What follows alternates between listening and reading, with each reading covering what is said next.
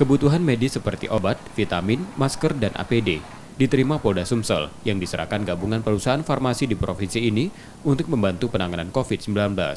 Bantuan tersebut disalurkan untuk tenaga medis di sejumlah rumah sakit. Penyaluran bantuan akan terus dilakukan dan diperluas sesuai kebutuhan.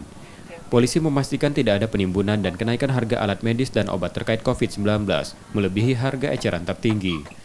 Kepastian itu didapat setelah gabungan perusahaan farmasi menyampaikan janji mereka ke polisi untuk memastikan ketersediaannya aman.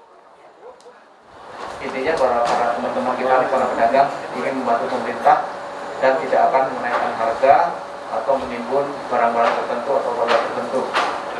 Juga kami diberikan oleh-oleh ini, obat-obatan untuk tidak hanya obat-obatan, ada beberapa termasuk juga sanitizer, sama vitamin dan seterusnya untuk anggota-anggota di lapangan, juga termasuk nakes yang kita berikan semua sesuai yang ada adalah untuk memberikan kesehatan imunitas bagi anggota kita di lapangan.